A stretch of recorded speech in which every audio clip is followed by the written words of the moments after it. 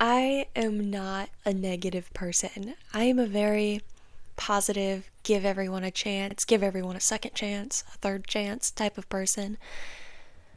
But there were a good handful of books that I either read and did not like, or I was reading and could not finish. So today, I would really like to talk about some of those books and just explain myself. We'll dive into those. It'll be fun. Yay! Thank you for being here. Like and subscribe. My name's Jada, and I'm really excited to talk about books.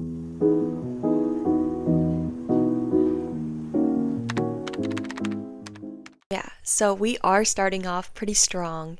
The first book I want to talk about is called Too Wild to Tame by Tessa Bailey. This is part of a series. The series is called Romancing the Clarksons, I think. This is the second book in the series, and I read the first book, loved it.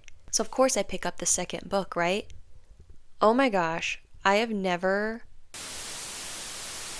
seen a series flop so hard. Well, Game of Thrones. But this was really bad. This is really bad, and I think it's worth talking about. We follow Aaron Clarkson, and he wants to work for a senator. He's not a gentleman. He's not a gentleman. I made it halfway through this book, listening to it. Holy moly. There was just so many crazy things said, and so many icky things that happened. I know I shouldn't sit here and shame people for their interests and how they find pleasure, but the things that Aaron Clarkson is finding pleasure in is kind of gross. Dare I say, borderline illegal. So, he explains her to be childlike, often childlike. And his love interest happens to be the senator's daughter, of course. It even says on the back he lost his job because he was messing around with a woman in his workplace. This is not his first time. Not a good guy. He's not someone I swoon after in a book. And I tell you what, she's a f***ing mess. Weird, dark backstory for Grace here. Grace is her name if I haven't said that yet. She went to a summer camp when she was younger, and her camp counselor took her and all her friends and locked them in a cabin and pretty much told them that their parents were never coming back for them, and the reason why they were sent to that camp was because they were unloved at home. And the camp counselor said, "But I can take care of you." Now, I don't doubt that Grace could have had a terrible home life considering the fact that they lock her away in her own safe house away from the press because her father's a senator and he's embarrassed of her. But that does not give that camp counselor a right to, hang on tight before I get into this, lock all these children in a cabin with a gun to where the SWAT has to show up and he shoots all of the children, and Grace was the only one to survive. I'm sorry, I picked up Tessa Bailey because I thought I was in for a rom-com. That is not what I read in that book. And the way she drops this dark backstory on Aaron Clarkson, and he thinks, you know what would make her feel better? I'm just gonna love her down in a field after I've told her multiple times that I don't like her and I can't have anything to do with her. It was just disgusting to read. Sorry, I only listened to half the book. I couldn't finish it. So maybe they have some crazy character arcs, but Too Wild to Tame, you should have tamed it. You should have toned it down a bit. I do not recommend.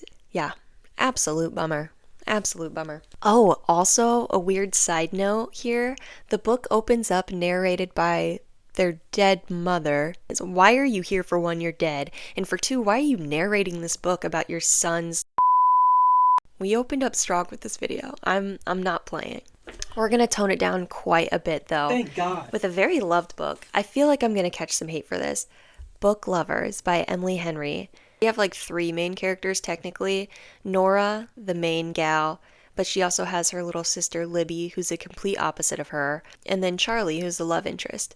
Nora is she's like a literary agent, and one of the people works with her writes a book about a place called Sunshine Falls. I think it was something super cliche like that. It becomes a big hit after Charlie, an editor, kind of turned it down. Libby loves Sunshine Falls. She's obsessed with it. And Libby's also very pregnant.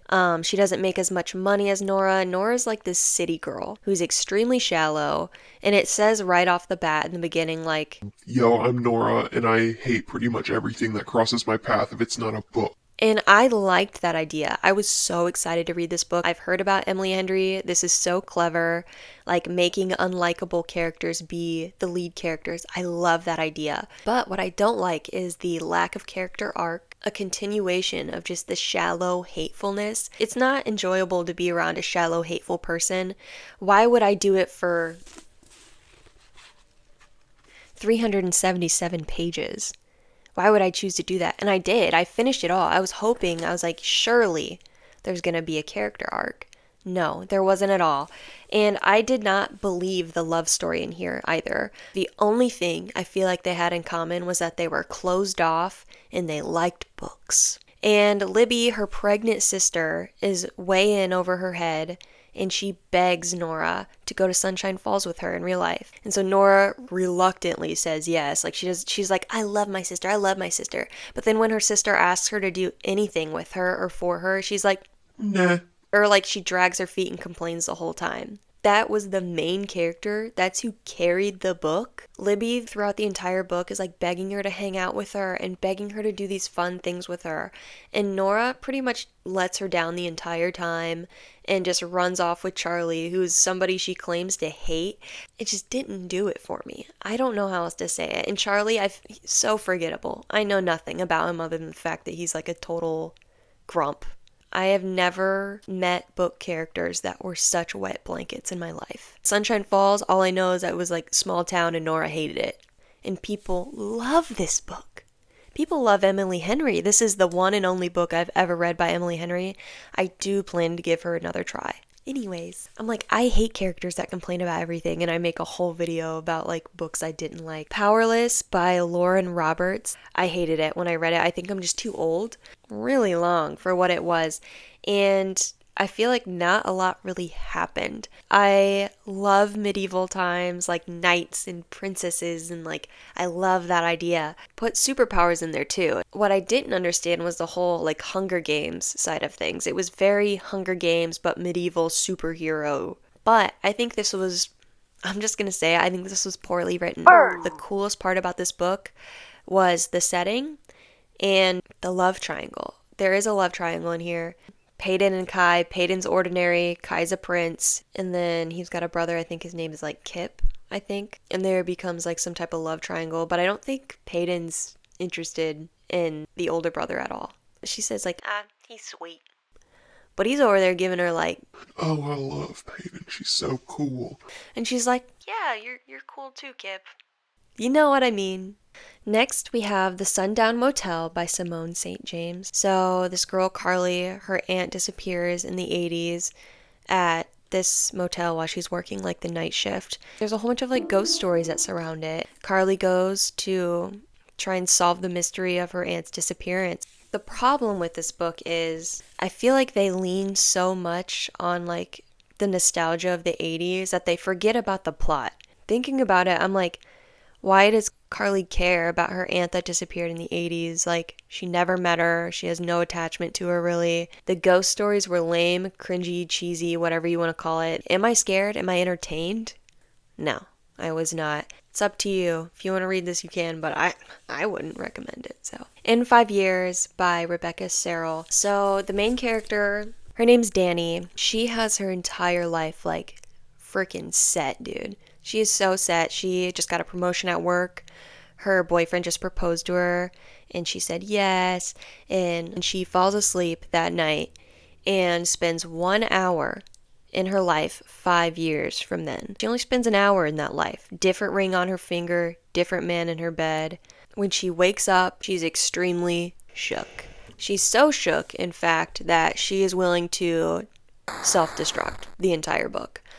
I'm pretty sure, if I remember correctly, she just betrays the crap out of her friend. I can't say too much or else I'll spoil it, and I know a lot of people like that book and would recommend it. And you're waiting for her to make it to like the 5-year point throughout the book to see how she fulfills this prophecy that she dreamed up and spent an hour in. Maybe I'm too level-headed in a way. And I'm like, I would just write it off as a dream. I wouldn't sit here and like self-destruct for the next 5 years. And then the ending is just such a letdown. Like it's building up to like this big moment where she lives that hour in life. And by the end, you're like, that's what I've been waiting for. Icebreaker by Hannah Grace. I was excited to read it. I got it and I waited for months until it was like winter time to read it because I was like, ice skating, winter. This was awful. I could have sworn my whole life that I was a girl's girl, but at this point, I'm questioning it because some of these female characters that are supposed to be like the grumpy, it's like, nah, dude, that's not like a personality trait you want. I like a little attitude. Don't get me wrong. I think women that have a nice amount of attitude portray confidence to me. She did not come off confident. She came off insecure and made it everybody else's problem. And Nate, her love interest in the book, who's a hockey player, I think they were trying really hard to make him give like golden retriever vibes. What I gathered about Nate's personality is that he's just some ditzy dude that likes getting bullied by some hot chick. That's what this whole book is. And then they just like bang. There are so many characters in this book, and absolutely none of them are important, I feel like, other than like Nate and Anastasia. The other little side characters are just there to be like, they're popular. They have a lot of friends. Also, they bang. And it's like, it was just them banging all the time. I don't think I'll ever read Hannah Grace again, honestly, because I truly think, like, if this is her peaking, if this is her peak, I don't want anything to do with her. This next one is so weird because I hardly read any of it. It's the Twisted series. Twisted Love. This is book 1. I can't tell you a damn thing about it because I only made it a couple chapters in. What I remember is it was supposed to be like enemies to lovers. I love enemies to lovers. I will say it again. But from what I was gathering from just the first couple chapters was pretty much our main character being really immature and hateful, and then her love interest being just as immature and hateful towards her. And I understand that sometimes that can be really fun, but it's the immaturity part of it. Like the names they call each other, it's like, who calls somebody that? Like, who's just how they were talking to each other right off the bat was just like, ew, this isn't like funny banter of like, I might hate you, but also I think you're adorable. And again, I just the names they were calling each other, it felt immature. It felt like, was this written by a middle schooler or Doo-doo head. moving on? This one is tough. The Authenticity Project, a novel by Claire Pooley. I was so excited to read this. This is about a green notebook that gets passed around between a number of people. They write the honest truth about how they feel about themselves, their lives, their stories. It's a cool idea. It really is. And I only made it a handful of chapters in. I don't even think I made it to page 100. And I was liking it, but I wasn't loving it. I didn't feel entertained. It was kind of starting to get slow. The very beginning pulls you in, but it's almost like there's a major drop off in action. I might pick it back up in the summer or something when I just want like a chill summer read. This is an honorable mention. This is called I'll Never Get Out of This World Alive by Steve Earle. I have tried reading this book multiple times.